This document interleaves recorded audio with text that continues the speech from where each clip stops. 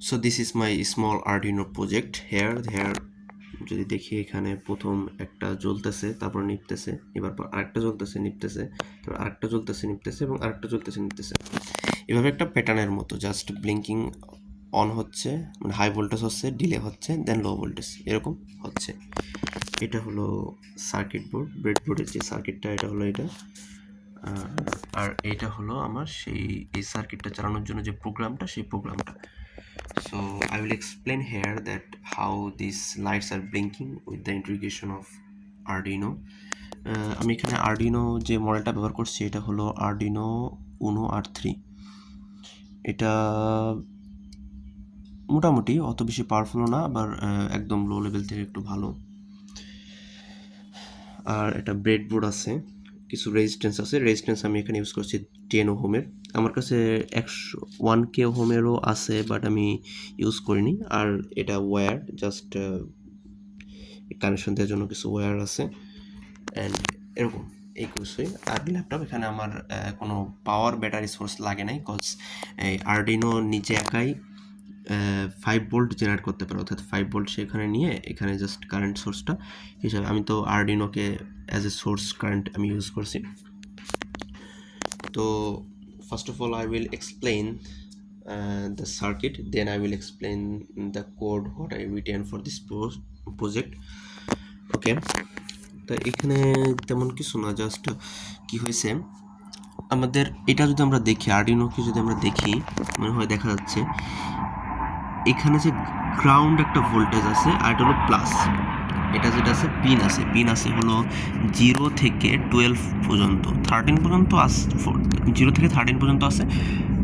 But first দুইটা যেটা আছে ওটা হলো আর দেখা যাচ্ছে মেবি, এই যে টিএক্স এবং আরএক্স এর জন্য ইউজ করা হয়, বা এই জন্য আমি দুটাকে ইউজ করাই ভালো, করলেও সমস্যা হয় না। আমি এই জন্য 3 মানে 0 1 আমি বাদ দিয়েছি, 2 3 4 5 এই চারটা ইউজ করছি। এখানে আমার মানে দুইটা কাজ হয়, একটা হলো আরডিনোর সাথে আমার এই ব্রেডবোর্ডের যে কানেকশন সেটাও হচ্ছে, আবার অ্যাজ এ পাওয়ার সোর্সের জন্য আমি ওটা ইউজ করতে পারতেছি। পাওয়ার সোর্স বলতে এখানে একটু করে দিই, পাওয়ার সোর্সের জন্য আমি ইউজ করতে পারতেছি, হুইচ ইজ গুড। এখন যেটা সেটা হলো যে এখানে আমি কি ইউজ করছি, জাস্ট এখান থেকে পাওয়ার, যেমন আমি যদি এই হোয়াইট ওয়্যারটা ধরি, ওয়্যারটা এখানে কানেকশন করছি ব্রেডবোর্ডের সাথে কানেকশন করে একটা দিছি, একটা রেজিস্ট্যান্স দিছি, এবং সেই রেজিস্ট্যান্স যেটা আছে 50 দিয়ে দিই একটু। সো আমরা কোথায় ছিলাম, জাস্ট আমরা এখানে আরডিনো থেকে একটা ওয়্যার নিছি, যে ওয়্যারটা আমরা ব্রেডবোর্ডের সাথে কানেকশন করছি। এটা দুইটা কাজ হয়, একটা হলো ব্রেডবোর্ডের সাথে কানেক্টেড হলো, আর দেন এটা পাওয়ার সোর্স হিসাবেও ইউজ করা যায়, যেহেতু এটা একটা 5 ভোল্ট হিসাবে ইউজ হতে পারে যে সোর্স। তা আমরা যেমন কিছু করি না, জাস্ট এখান থেকে একটা ওয়্যার নিছি ব্রেডবোর্ডের সাথে, এবং সেখান থেকে একটা রেজিস্ট্যান্স, এটা হলো 10 ওহমের একটা রেজিস্ট্যান্স, সেই রেজিস্ট্যান্সের সাথে আমরা একটা লাইট অ্যাড করছি।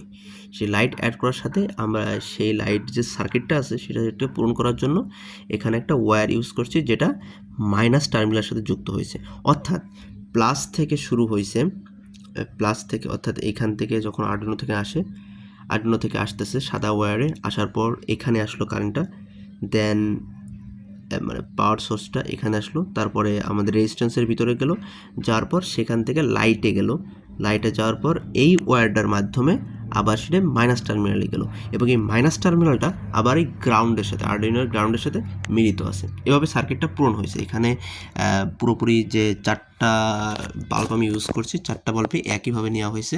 ফার্স্ট অফ অল এখানে আরডিনো থেকে আমি একটা সোর্স কারেন্ট অথবা কানেক্টেড করার জন্য একটা পিন লাগাইছি, সেটার মাধ্যমে এখানে কারেন্টটা আসছে।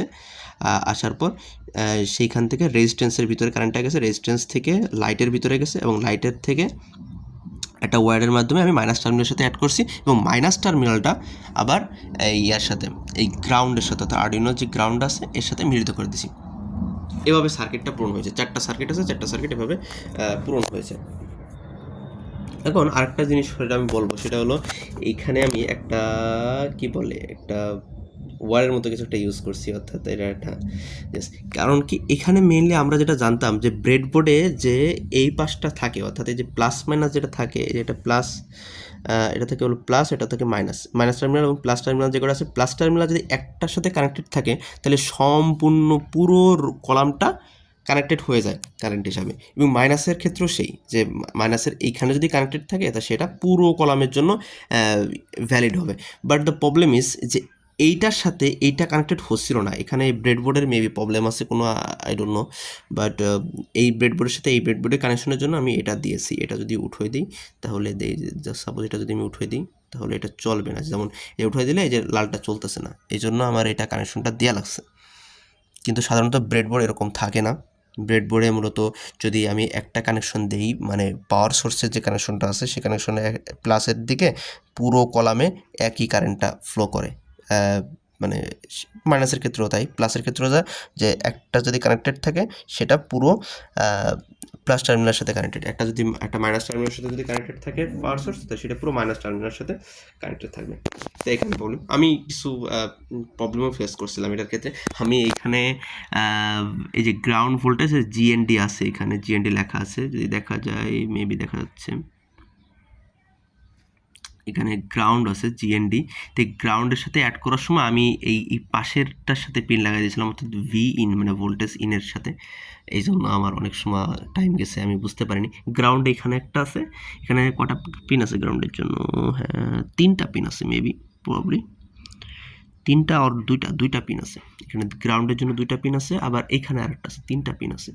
তা আমি এটা খেয়াল করছিলাম না, দ্যাটস ওয়াই প্রথম আমার একটু প্রবলেম ফেস করছিলাম। আর এই আর কি সার্কিটের দিক থেকে এটাই। আর আর আমরা এখন একটা কোডটা আমরা এক্সপ্লেন করতে পারি, দেখি।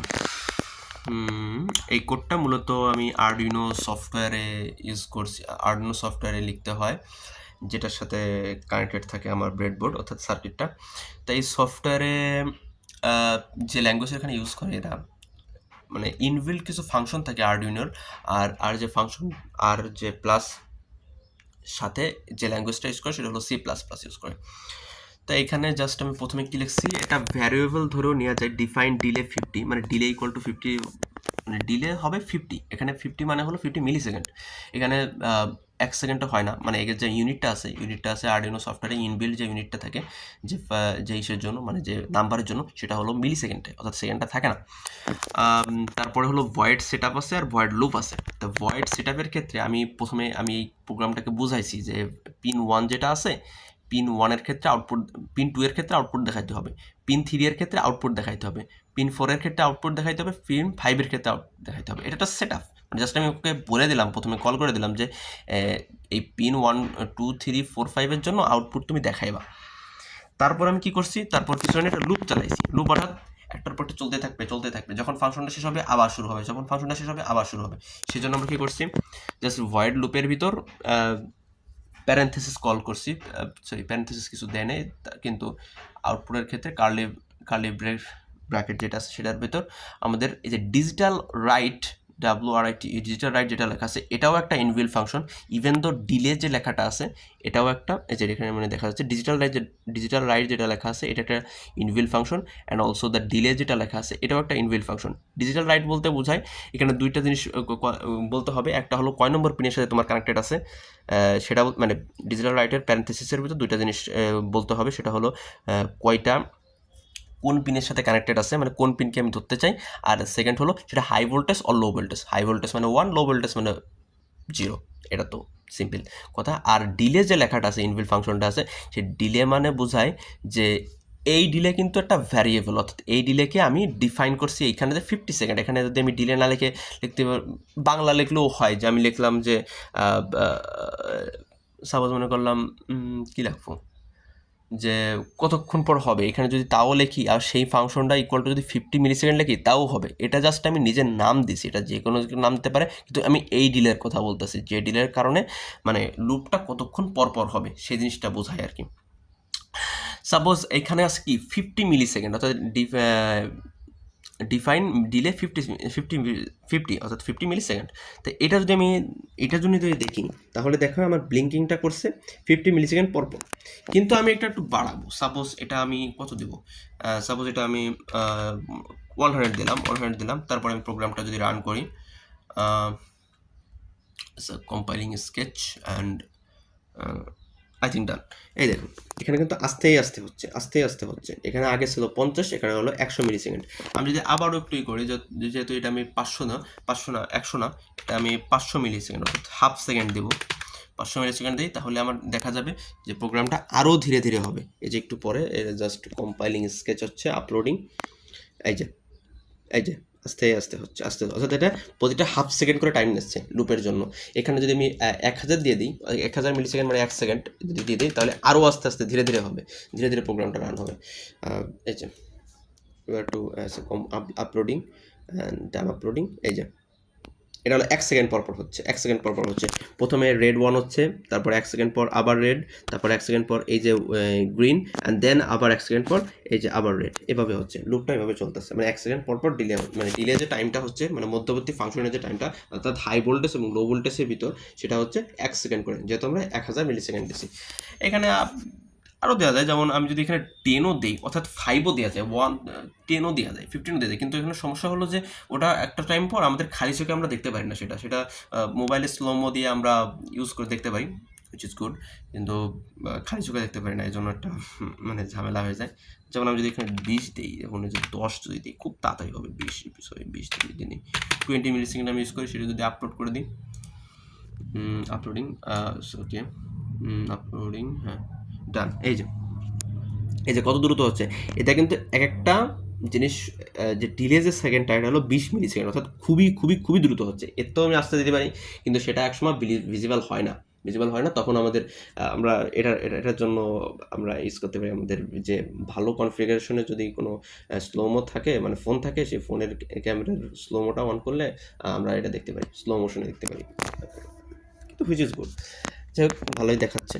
তো এভাবে ফাংশনটা রান হচ্ছে, ভয়েড একটা লুপ চালাইছি, আর ওইটা একটা সেট আপ করছিলাম। সেট আপ বলতে প্রথমে আমি কল করে দিয়েছিলাম যে এই 2 3 4 5 যে পিন আছে, পিন মোড আছে, এই পিন মোড তুমি ধরো। আর তারপর আমি একটা লুপ চালাইছিলাম যে ডিজিটাল রাইট 2 হবে, এবং সেটা হাই ভোল্টেজ হবে, তারপর একটা ডিলে হবে, তারপরে সেটার লো ভোল্টেজ হবে। এভাবে আমি জিনিসটা প্রোগ্রামটা লেখা হয়েছে। Programme is not that much complex, এই আর কি। তো এইভাবে জিনিসটা ছোটোখাটো একটা ব্লিঙ্কিং ইফেক্টের মতো করা যায়। এটা যত বড় হবে, এখানে 4টা বাল্ব আছে, এটা মানুষ এটা কিউব করে, মানুষের 2 বাই ডাইমেনশনাল 64টা করে, বা 9x9 করে, অর্থাৎ 981টা করে, এরকমও হয়। আবার মানুষ 3 ডাইমেনশনাল দিয়ে বিভিন্ন শেপ তৈরি করতে পারে, অনেক কিছু করা যায়।